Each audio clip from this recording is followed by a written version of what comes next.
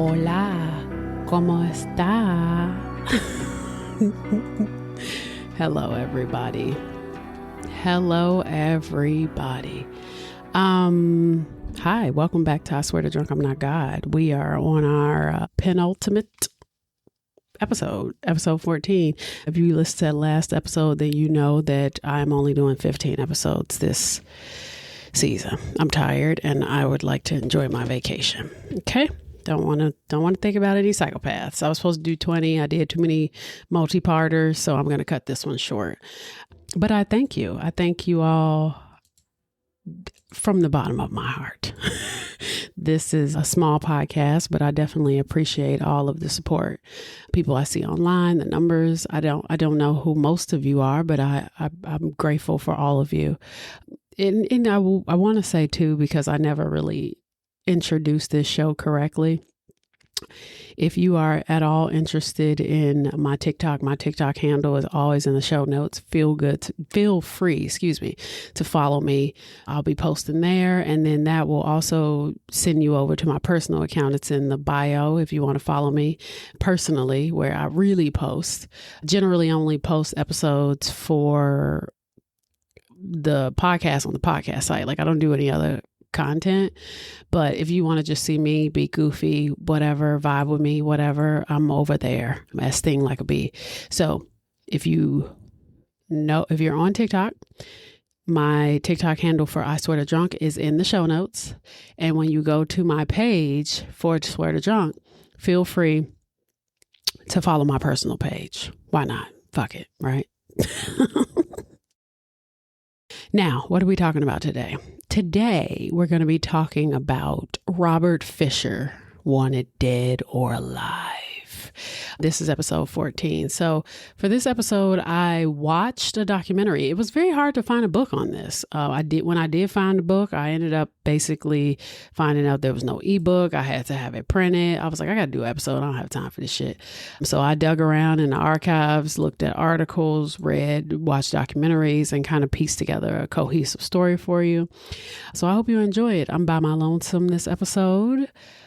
And let's talk about it. Let me sip. I've already had a couple lemon drops. Now, for this episode, I watched this documentary, very short YouTube documentary. By short, I mean an hour and a half, called Where is Robert Fisher? And the link will be in the show notes.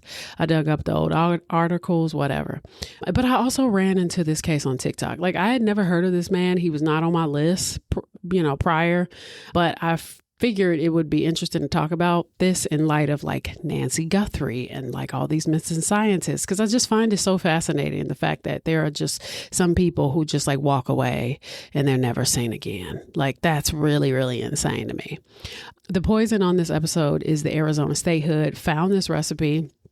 Sounds delicious. As you know, I'm trying to maintain my girlish figure for Antigua, even though I just said I had a couple lemon drops, but I keep it cute. I don't drink a lot of whiskey. And if you're a friend of the pod, then I don't drink a lot of whiskey during the summer months. But the Arizona statehood is 1 ounce of rye whiskey, 1 ounce of Dubonnet Rouge, which is kind of like a wine-based aperitif, 1 dash of gum syrup, and 1 dash of Angostura bitters. You top it off with ginger ale. So you put all that in a glass.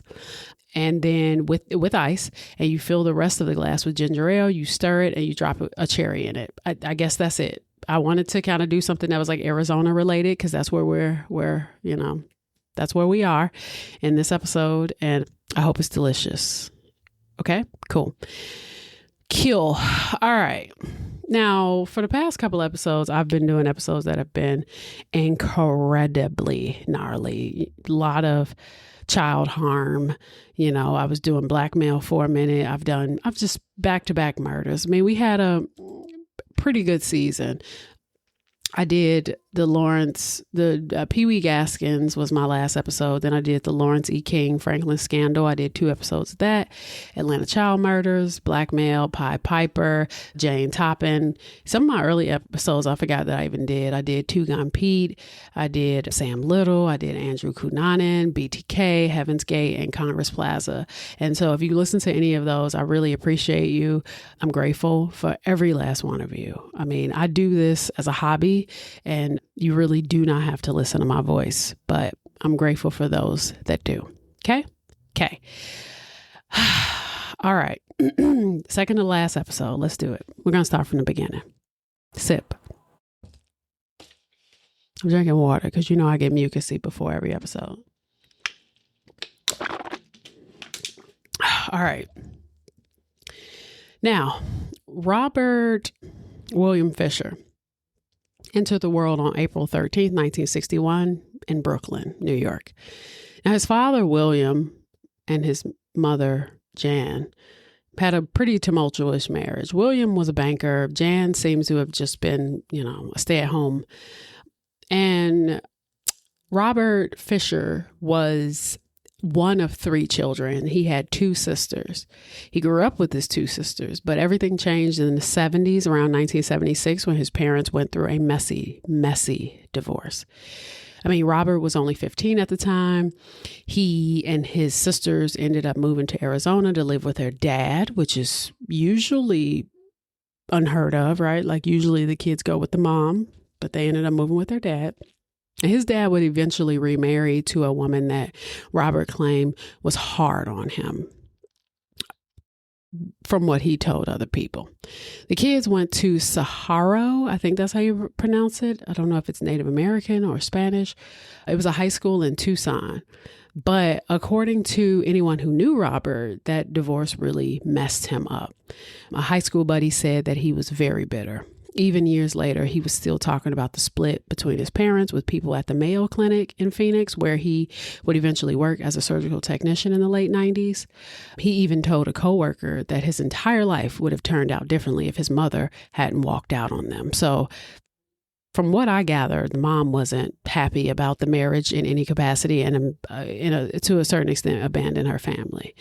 But anyway, with this, Robert took marriage seriously. And according to his sister, he had a harder time than she did dealing with their parents' divorce. The sister even talked about it in a documentary. She said, she was like, I love my parents, like, cool. I wanted them to be together, but I didn't react to the divorce in the way that he did.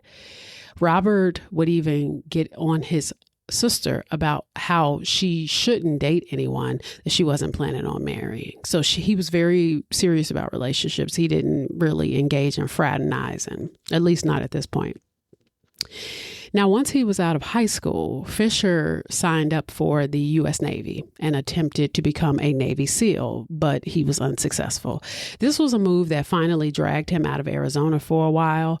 After his stint in the military, he found himself in California during the 1980s, and it was there, while working as a professional firefighter, that he crossed paths with Mary Jean, the woman who would eventually become his wife.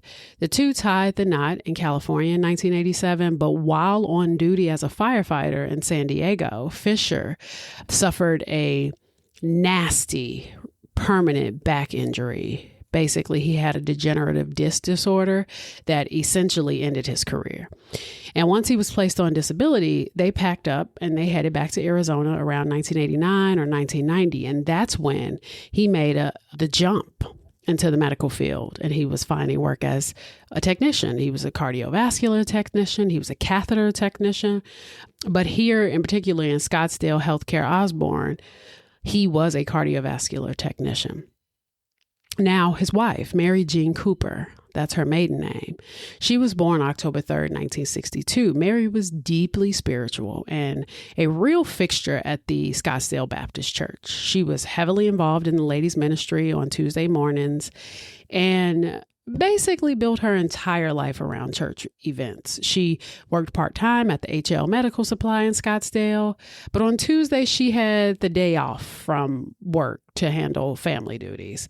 And neighbors and folks at the kids' school always call her that classic stay-at-home mom because she was constantly volunteering. She had this super strict daily routine where she'd pick up her kids and a neighbor's child every morning to drive them to school, which I'm like, seems like a lovely woman.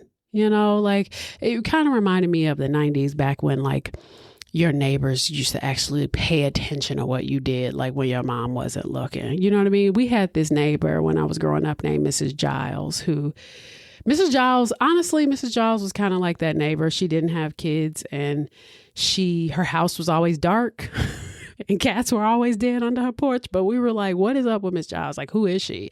She would always go through her garage. She never went through the front. She was kind of like this elusive character. But one thing's for certain is when we were outside, Miss Giles was paying attention, because you would like slowly hear things about, like, from my grandma. She was like, oh, Miss Giles told me you did blah, blah, blah. Miss Giles said, you'd be like, how does she even know? Like, that's what that kind of reminded me of. It's kind of like, oh no, it's fine. Like, I got to go there anyway. I'll take your kid. Like, back when parents really, not even just parents, but like when neighborhoods were truly neighborhoods. As a city kid, we lost the sauce on that, right? When people started to just like mind their business. But yeah, your neighbors used to snitch on you. If you're younger than a millennial, just know y'all got it lucky. I mean, y'all got Ring cameras now, but back in the day, like, neighbors used to snitch on you. Like, be on the phone having whole conversations about what you did while grandma wasn't on the porch, and you just got reprimanded for it. You're like, dang, she didn't even see it, you know? It's such a good time, actually. But Robert and Mary Fisher had their children in late 1980s, early 1990s. So Brittany Fisher was born April 27th, 1988, which is my birthday. She would have been 2 years younger than me. And Robert Bobby William Fisher was born September 21st, 1990. Brittany was known as, and her name's Brittany. Let's not forget that part, because my name's also Brittany. Weird, serendipitous even. Not really, because it doesn't end great. But Brittany was a very sweet, bright kid who had Mary right there for every single one of her events. She was a real good standout student in school too. So she was smart. She actually got inducted into the National Junior Honor Society. She's a Taurus. That's what we do. But on the night of her induction ceremony, after achieving this massive honor, she was described as happy, and she was going to get a glass of punch to celebrate. I'm like, same girl. Like, she's definitely a Taurus. She's like, let me go get this punch, because I was in honor of. Now, Bobby, the son, frequently referred to as Bobby Jr. or Bobby in the reports, loved playing soccer. And one of Robert's, the dad's, closest hunting buddies mentioned that Bobby was on the verge of taking his hunter safety course. And Robert, the dad, was apparently super pumped about it. He was telling people like how much he was looking forward to taking Bobby Jr. out on a junior hunt in the wilderness to teach him the ropes of like hunting elk and living off the land. But by 2001, Scottsdale, Arizona was basically the poster child for that American suburban dream. Okay. We're talking sun-drenched lawns and like cul-de-sacs and a serious SUV culture, minivan culture, where everyone was obsessed with keeping up with appearances. Okay. Now, it was the kind of place where you went to build a perfect life, but just beneath that facade, there was like this old West vibe that was still lingering. You had this weird mix of like desert survivalism and isolation. And Robert Fisher was the absolute product of that environment. He was a clean-cut medical tech and churchgoer on the surface, but he was a trigger-happy survivalist underneath. He was obsessed with the outdoors, so much so that he was embarrassed that his son did not enjoy hunting or fishing. And on one occasion, he reportedly threw both of his crying children off of a boat in an attempt to teach them how to swim, which, people be doing that. Now, people would eventually stop hunting with him, though, and he would hunt alone because he was such a brute. He would kill an elk and like smear blood on his face and shoot his gun off in the air for no reason to scare people. He was just doing too much. And people were like, yeah, I'm good. And so around this time, 2001, Mary and Robert had been married for approximately 14 to 15 years and had resided in their family home on 2223 North 74th Place for roughly 12 years. And on the surface, they seemed very loving. I mean, they were put together, but in real life, the marriage was incredibly strained. And neighbors reported that the couple screamed at each other constantly. They fought frequently over sex, over money, and this prompted Mary to take a job to establish a security fund. This kind of reminded me of my episode that I did. I think it was last season. May have been the season before last. I can't remember. But I did on Susan Cox Powell. My mom had told me about Susan Cox Powell. It was actually season 2, episode 9. I did 2 parts, the disappearance of Susan Cox Powell. They were Mormons, but the story is very similar. So I'm not even going to tell you, but you should go check it out. It's episode 9, part 1 and part 2 of season 2. It was the disappearance of Susan Cox Powell. But close friends of the family stated that Mary was subjected to strict control and regular verbal abuse by Robert in the early years of the marriage, to the point where Robert's own mother explicitly had to pull Mary aside and advise her, stand up for yourself. And she wasn't allowed to even decorate her house the way she wanted. It seemed like Mary listened to her mother-in-law's advice because she did start standing up for herself. One neighbor claimed to have never witnessed Robert yelling, but knew for sure that Mary did, calling Robert useless and berating him and questioning their marriage. Now, this was all likely due to the fact that Robert had confessed to Mary that he had had a sexual encounter with someone else. Now, it's hard to tell from the sources if she really knew about any other affairs, but there was an affair with a prostitute / masseuse where he contracted a urinary tract infection. And naturally, this blew things wide open and Mary kicked Robert out of the house. According to the police report, a family friend stated that Robert fled into the mountains and left behind this totally manipulative suicide note. And she described the note herself and reported that it alluded to an ultimatum that if Mary didn't take him back and fix the marriage, he was going to end it all. Sometimes with some people, I'm like, try it. That sounds terrible, but most people who are going to kill themselves just kill themselves. You don't have to threaten to kill yourself. If you feel like your life is that meaningless, where cheating on me and then me and dealing with the repercussions of me dealing with what you did is not suitable, just go for it. See what happens. Test it out. He gave Mary these very specific instructions to come find him in the mountains, telling her, still controlling, telling her that if he wasn't back on his own, she better be at the Holly Lake by September 16th. And Robert actually crawled back from the wilderness before that deadline even hit. He was like, I don't even want to risk it. Yeah, exactly. Because it's all about control. He bluffed. That's what he did. He bluffed. And he didn't even wait for the deadline to be up before he was like, abort, because he knew what was up. She was probably not. She was probably thinking what I was just saying. It was like, if you're going to do it, then do it. Most people who want to kill themselves don't threaten it. They do it. So once he was home, they reconciled and he used the whole drama to dive deeper in the church. Looking back, friends realized that this was just a massive power play. It was a total manipulation tactic to make sure that Mary would never dream of leaving him again. And Mary eventually let him come home, but only if they went through church counseling. And even then, friends said that he was still acting incredibly paranoid. He was probably terrified that Mary would find out about more, because there's always more.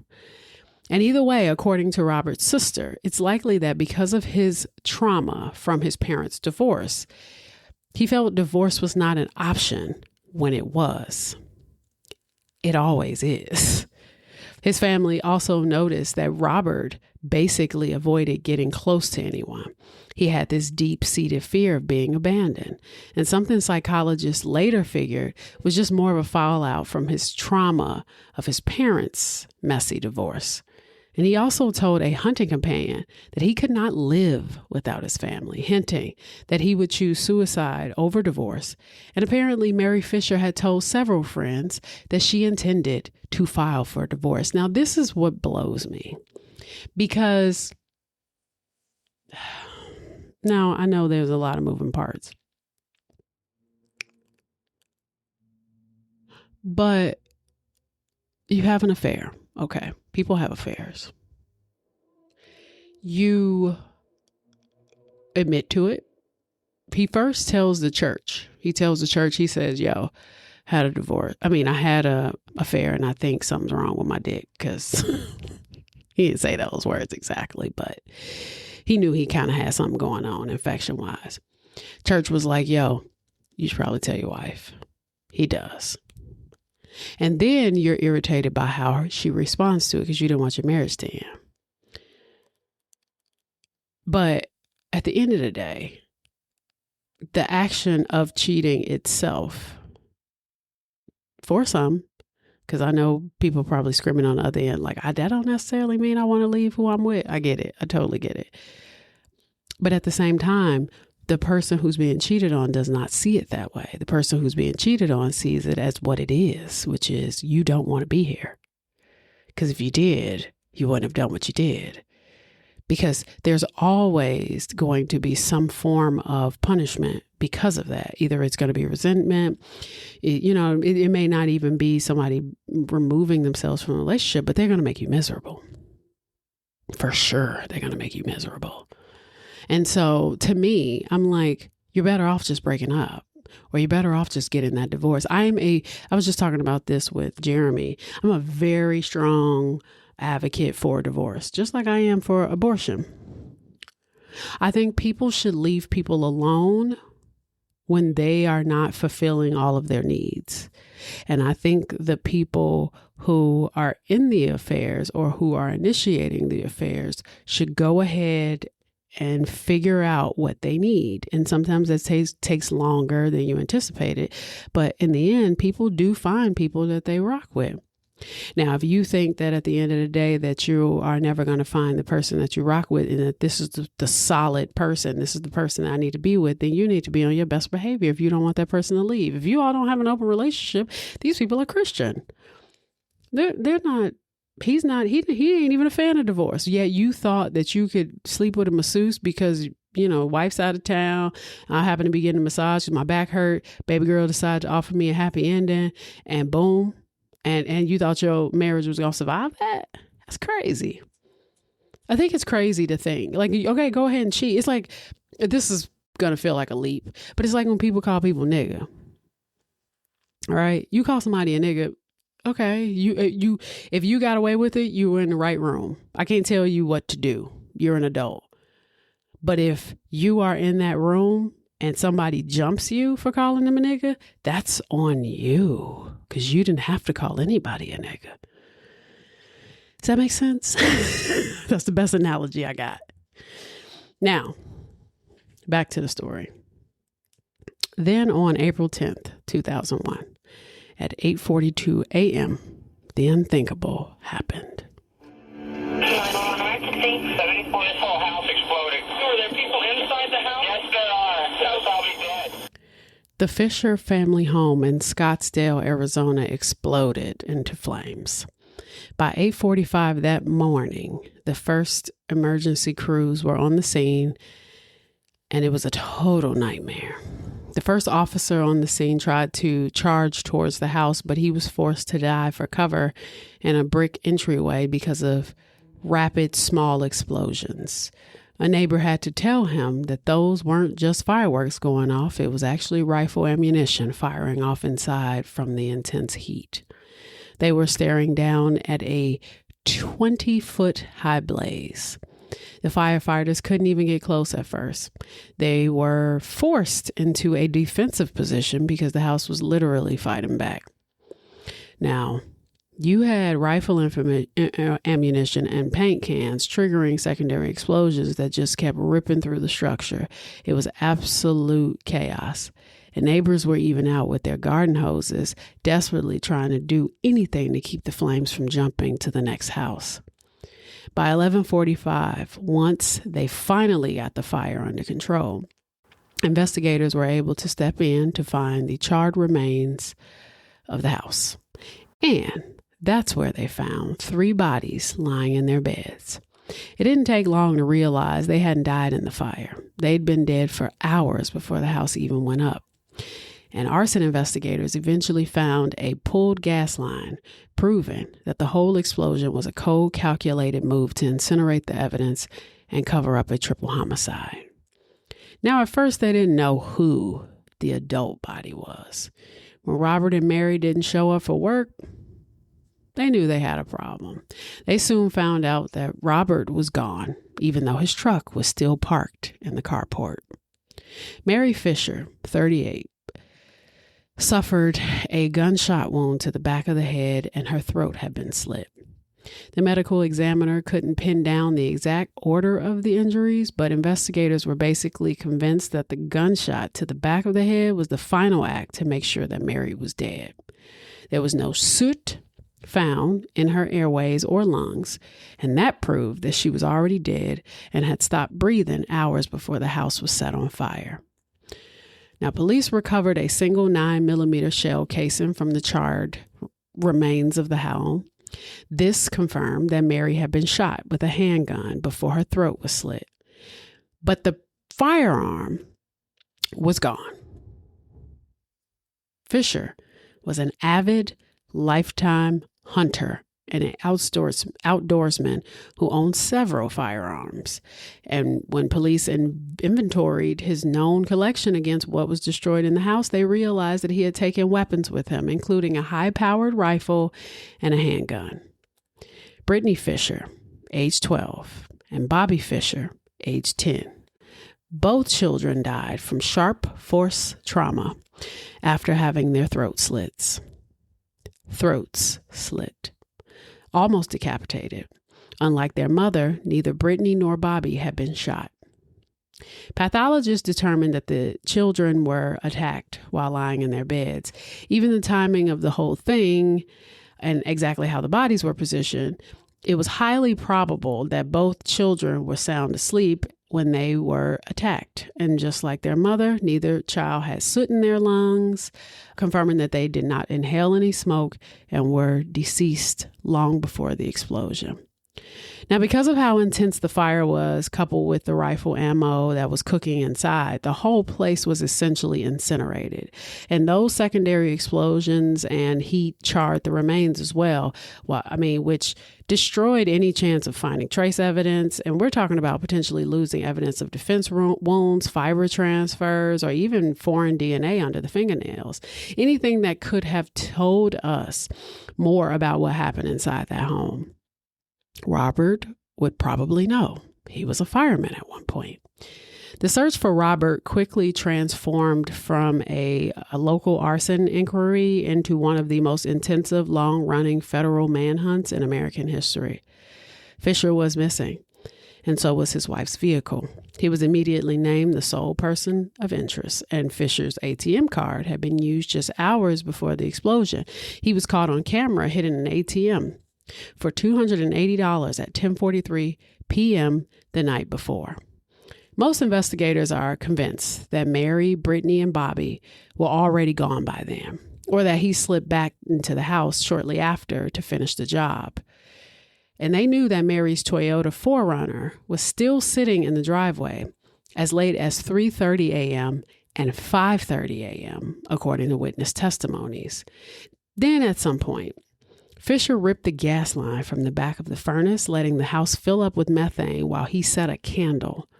And with the fuse lit, he jumped in the car, his wife's 4Runner, took the dog that he, according to his sister, loved more than his family, and vanished into the night. The search for Robert was basically doomed from the jump because Fisher meticulously rigged that delayed fuse. The house didn't actually blow until 8:42 a.m. on April 10th. We're talking nearly 10 hours after he was caught on that ATM camera. Meanwhile, he left his pickup truck and he took all of his clothes. No clothes of Robert Fisher's were found in the home. Neighbors said they did hear arguing the night before, but as we know, this is not out of the norm for the Fishers. Robert and Brittany, the daughter, left the school at 7:35. Later that night, around 10 p.m., a neighbor heard loud, aggressive arguing coming from the Fisher residence. This was the last time the family was heard alive. On April 20th, 2001, 10 days after the explosion, the first and only major breakthrough in the physical search occurred. A witness spotted Mary Fisher's Toyota 4Runner abandoned deep in the Tonto National Forest near Young, Arizona. And the SUV was exceptionally clean. I mean, there was no luggage. There was no survival gear. Investigators recovered an Oakland Raiders hat that Fisher wore in the ATM video. That was in the car. The family's Labrador mix, Blue, was found alive. He was untethered around the truck. They actually found him under the truck where he, was trying to keep himself warm and safe. He was hungry, highly irritated, and had been sprayed by a porcupine. The truck was intentionally abandoned less than 300 yards west of the Fort Apache Indian Reservation, separated by a barbed wire fence, and bloodhounds picked up on a scent leading to the fence onto the sovereign tribal land, and the trail eventually went cold. Now, this is what's interesting about this to me, because I was running several theories in my head, because I was like, okay, so he killed his wife. Got it. He killed the kids. Okay. He blew up the house because he's a fireman. Okay. And he knew exactly what to do that would time it impeccably so he could get away with some time, right? Like, even though I kind of feel like you could have just left the kids in the house dead, but that would have left too much evidence. So he incinerated the place. Okay. There are no clothes in the house, which he could only have 3 polo shirts and a pair of jeans. I don't know this man's life. I could tell you right now that I live in a condo. I got 2 closets. I can't just be killing people and then take all my clothes. Like, that's, you know what I mean?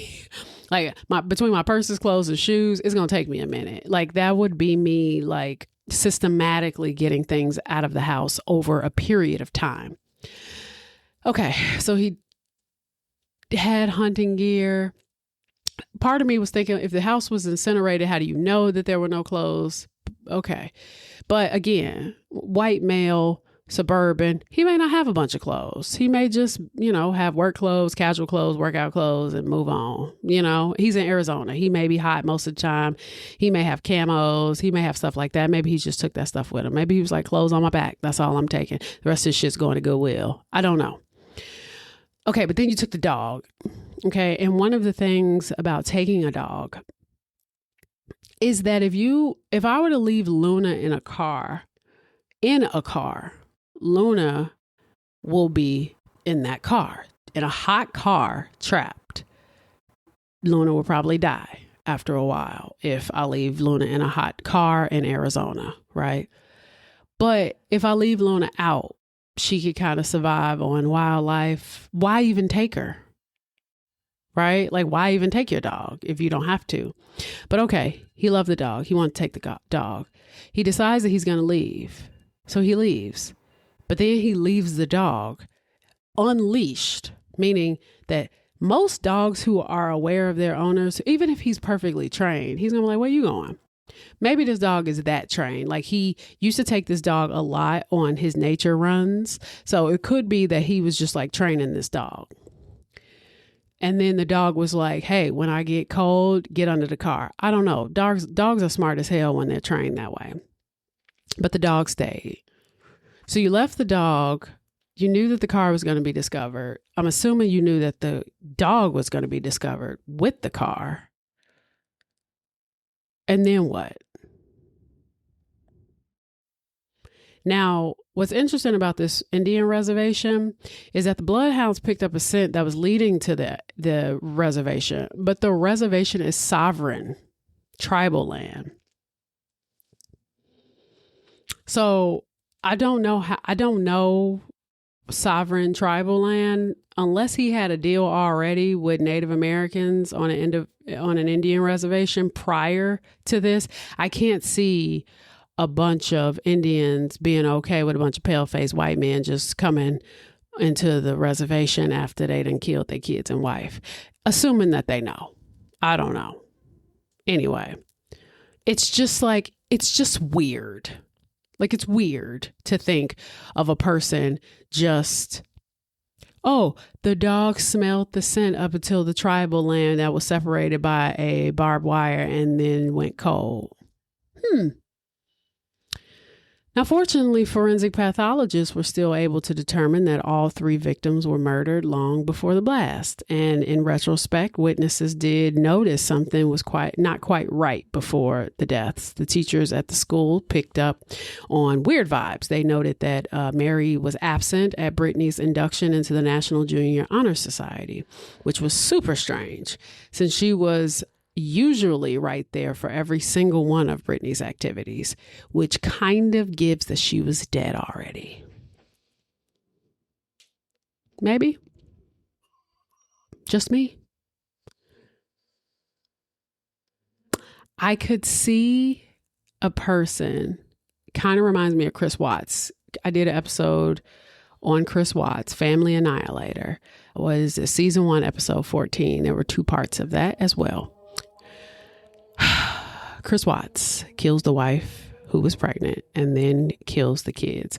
I can see killing the wife first because you do not want her to keep you from killing the kids. But at the same time, I can also see silently killing the kids first. But the fact that she didn't show up to Brittany's activities. Now, with that being said, she must have been alive because they heard fighting when they got home that night. 7:35, they got home. Neighbors heard arguing. So she must have been alive. So why didn't Mary go to the induction? Was she tied up?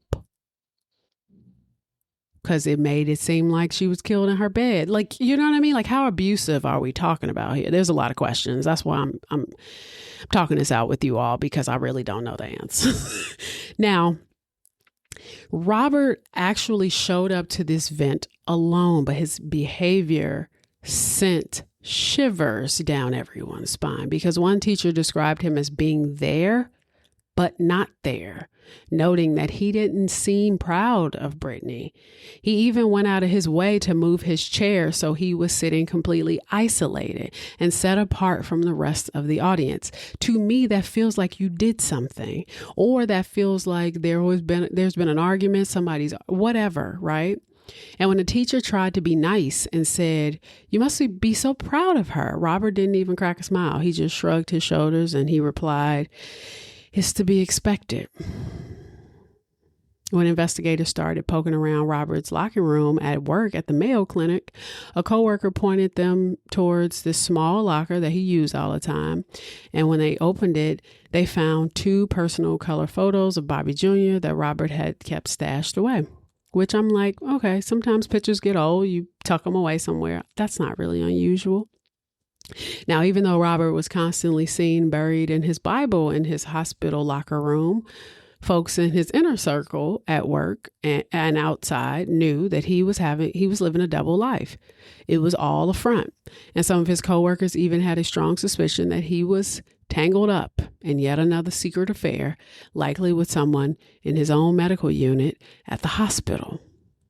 So, did Robert somehow plan on doing this in an effort to start a new life with someone that he met?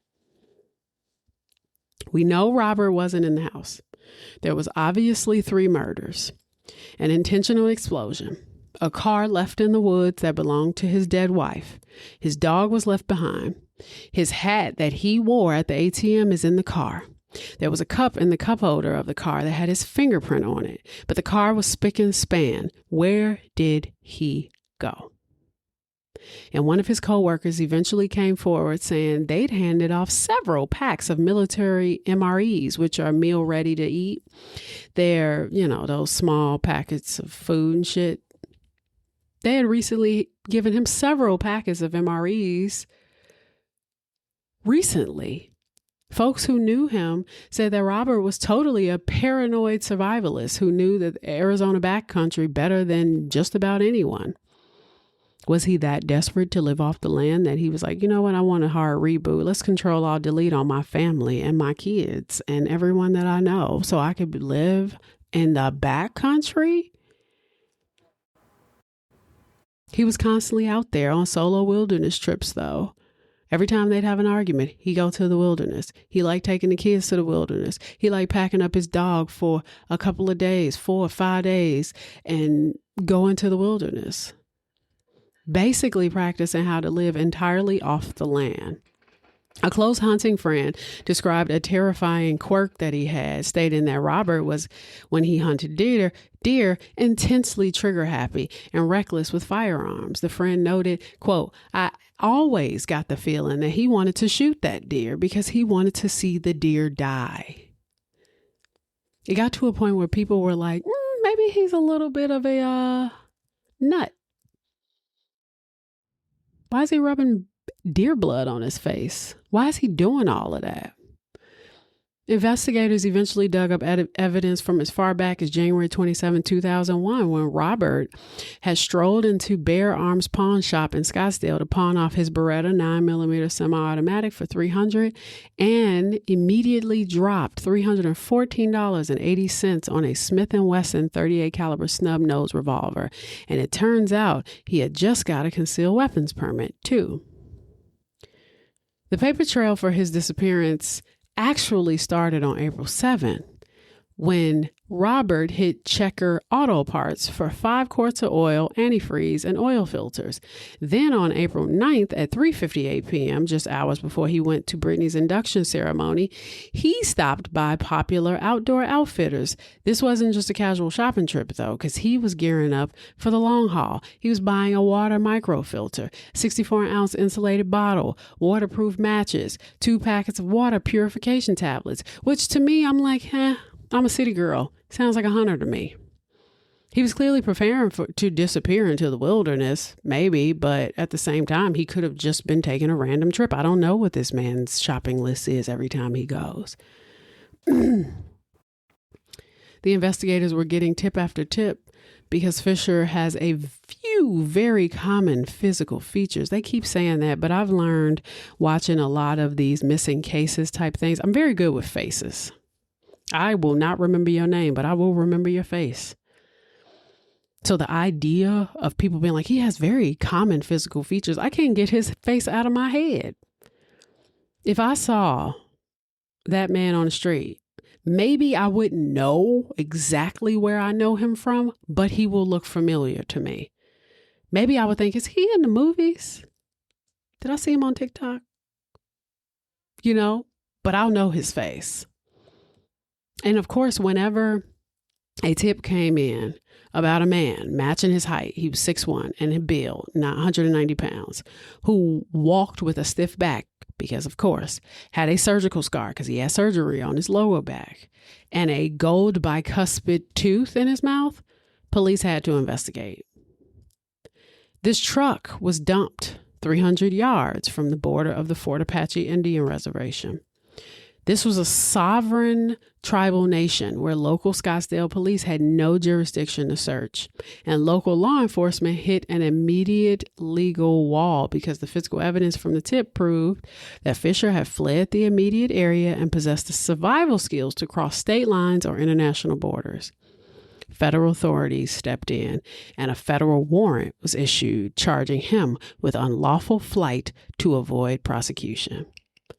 On June 29, 2002, the FBI officially placed Fisher on its 10 most wanted fugitives list as member number 475, offering a $100,000 reward for information regarding or leading to his capture. In 2004, the Royal Canadian Mounted Police thought they finally had him in Vancouver after a tip came in. And this guy was a dead ringer for Fisher, even down to that specific surgical scar on his back. And to make it even weirder, he was missing the exact same tooth where Fisher had his signature gold bicuspid.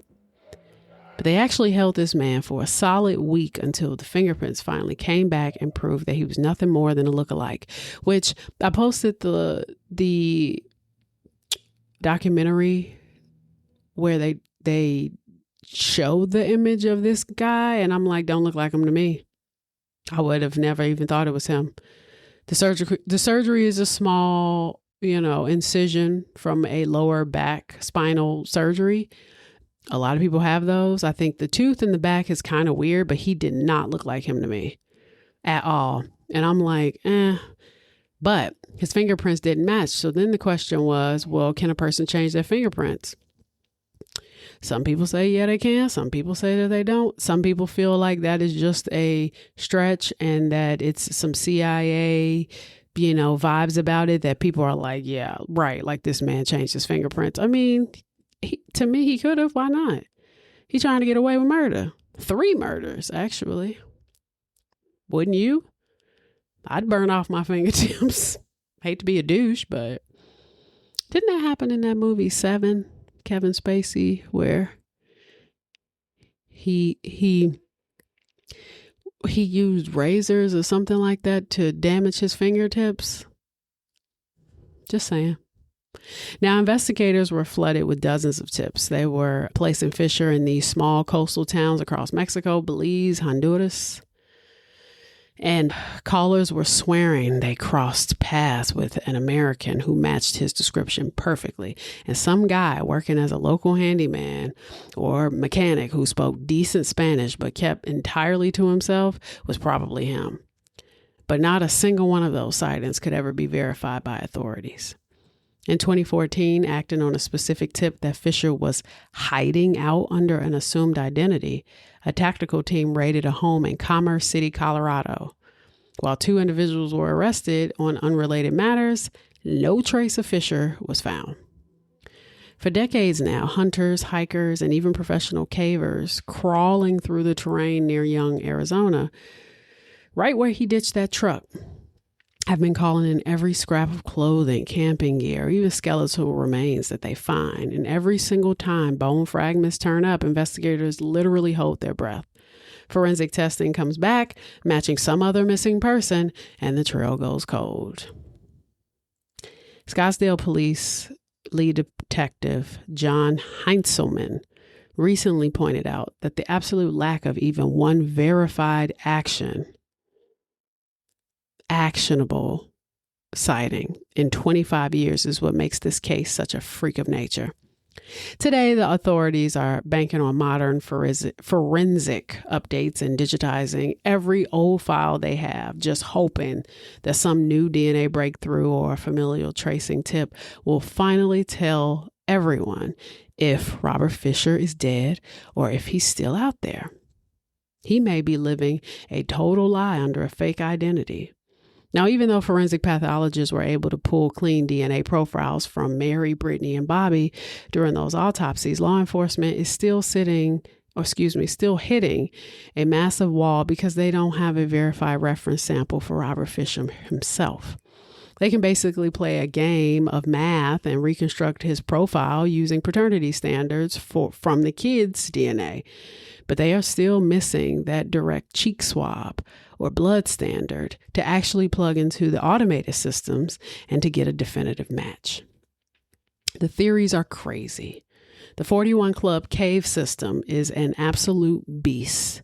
It's dangerous, it's incredibly complex, and basically a subterranean labyrinth. We weren't talking about some wide open tourist trap. This place is full of narrow vertical drops, deep fissure holes that snake for miles underground. And since Fisher parked practically right on top of it, one major theory is that he used his survivalist skills to march directly into the abyss to kill himself, knowing full well that his body would never be dragged out by any search team. Investigators have even speculated that he might have tried to use those caves as a temporary hideout, but ended up falling down some uncharted pitch black shaft where he succumbed to his injuries and became permanently trapped in the dark. Because the 41 Club cave area is relatively well traveled, specifically for campers and hunters looking to escape the Phoenix heat. It is highly accessible by Forest Service roads. Search trackers noted that Fisher left the family dog outside the vehicle right by the cave area. Some investigators and tracking personnel believe that Fisher drove to this specific spot, recognizable landmark, not to go inside, but to meet possibly a prearranged second vehicle. He may have ditched his wife's truck, left the dog behind as a distraction. This would draw police resources and bloodhounds directly to that cave network, and immediately hopped into a clean getaway car to flee the state or cross into Mexico. But to this day, not a single trace of Robert Fisher has ever been found in that abyss. To the outside world, Fisher desperately tried to project an image of perfect, hyper-masculine family man. He was an outdoorsman. They said he was mediocre at that, but I was like, wow, that's petty. He was a hunter. He was a firefighter. He was a devout churchgoer. But behind closed doors, profilers believe that he suffered from a deep-seated inferiority complex. Profilers are basically convinced that when Robert hit a wall in the real world, like failing Navy SEAL training or his back injury ending his firefighter career, he just couldn't handle losing control. To compensate for his failures, he turned his own house into a domestic dictatorship where he was the only one in charge. Robert's childhood was essentially defined by the absolute chaos of his parents' nasty, messy divorce too. But according to everyone in his inner circle, that split, messed him up, leaving behind these deep, unhealed psychological scars that he carried through the rest of his life. And Fisher's actions on April 10, 2001 require a terrifying level of compartmentalization. A purely suicidal or broken person doesn't go through the trouble of rigging a complex 10-hour delayed fuse on a gas furnace. They don't hit an ATM to carefully pull out exactly $280 to fund a getaway and systematically incinerate every scrap of forensic evidence. By the way, he pulled out $280 when he had multiple accounts. He had retirement accounts. He had all types of investment accounts. He had the savings accounts of the kids, and he only took out $280 and never actually took out any more money. This level of cold, calculated planning screams narcissism. It proves that his own survival and dodging the consequences of ultimately, murder mattered way more to him than any shred of grief or remorse over wiping out his entire family. At this point, I think a lot of people just feel like he snapped. He had a bad moment for whatever reason. Could have been mental illness, for sure. Untreated. Seems like it's definitely mental illness if he did this. But it is very, very organized to a certain extent. No real trace evidence. I mean, you would probably be in your wife's car at some point, right? But a single fingerprint on a cup in the cup holder? Where are your clothes? It fascinates me because it makes me think, like, what happened the days leading up to this? Something happened. A lot of people think that it was an affair, that one thing he refused was to get a divorce. He would not do what his parents did, which I just like, wow, what a leap. If that is the case, you chose not to have a divorce and you felt like that was so important to you that murder was the next step and arson. You know what? We're not going to have a divorce. I'm just going to kill the whole family. I know I've said this on so many episodes and I really don't need to say it again because I know you all agree. I just don't understand that. How is that even a logical step? It's like what I said about Chris Watts. Well, I was like, nigga, you could have just been the enemy at Thanksgiving dinner over like being the enemy in prison and your whole family dead. Yeah, you would have had to deal with your wife until your kids turn 18, technically. But you're the bad guy either way. And how do you drastically choose to be the murderer over being a philandering, awful husband? I mean, you're still an awful husband. You're just now possibly dead or a fugitive. Now, don't get me wrong. If he is alive, he's pretty successful because at the end of the day, they have no idea where this man is. By November 3rd, 2021, the FBI officially pulled Fisher off the 10 most wanted list to make room for an MS-13 gang leader. The feds were quick to clarify that they aren't closing the book or assuming he's dead. They basically admitted that after nearly 20 years of public exposure wasn't shaking anything loose. There were no fresh, actionable leads.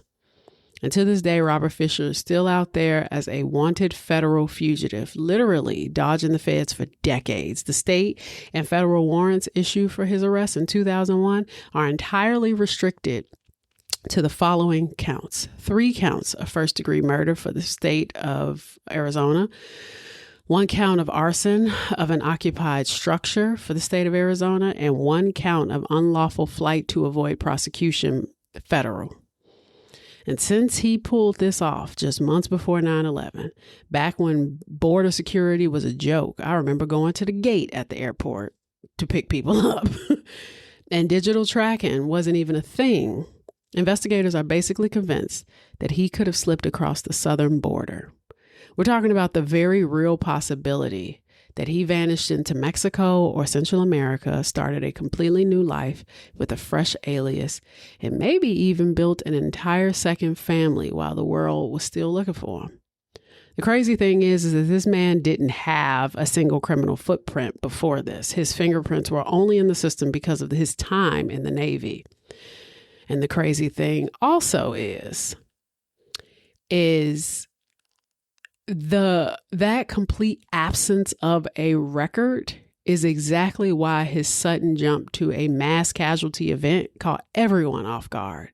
It's how he managed to just slip away cleanly without ever tripping a single red flag. He was playing along the parameters of just like, we really don't have a good marriage, but nobody really thought that he would harm his family. He seemed like he loved his family. This is one of those cases that I didn't know about that reminds me so much of other missing cases that I did, like Mitrice Richardson or the Bradley sisters, or what I mentioned before, Nancy Guthrie, which I haven't done an episode on that, but I find that situation, if you don't know about that, Savannah Guthrie's mother disappeared this year and she's just gone. I mean, as far as we know, as far as the public knows, she's just gone. Her daughter's back at work. I think she's on Good Morning America or some shit. I don't watch that type of TV, but she's back on TV trying to act normal. And that woman was removed from our home and was never seen again. And everybody's just moving on now. There were a sequence of weird things that there were notes and, contacts, that there were theories that it was possibly the sister and the brother-in-law. And there was all this extra stuff, but it was just like, okay, so is she dead or is she just gone? Like what do you do though? I feel bad for Mary's family in this story too, because her father, who is a devout Christian, still very much so loves Robert, still does it well, at least as of that documentary, which was in 2011, which was 10 years from the murders and Robert Fisher's disappearance. He still very much so loves his son-in-law and does not really think that he would ever do anything like this maliciously, and he wants him to return home. Robert's sister is confused, as she should be, and she thinks about it all the time, about like, what would happen if they did find him? What am I supposed to do? What if he showed up at her house? you got to tell on him. He killed your niece and your nephew and your sister-in-law, even though that is your brother. It's tough to swallow. So this is the story of Robert Fisher. I hope you enjoyed it. This is a real mellow episode. You know, every now and again, I got to do a real cool, calm, and collected episode. And it's dark, but it's it's definitely soothing, I guess. I don't know. We're weird in the true crime space. But if you want any episodes that are similar to this, I highly recommend Chris Watts' Mitrice Richardson episode. I'm thinking Family Annihilator and Missing People. Who was the other person? Susan Cox Powell, her death. And really, they didn't go missing, but he was a family annihilator.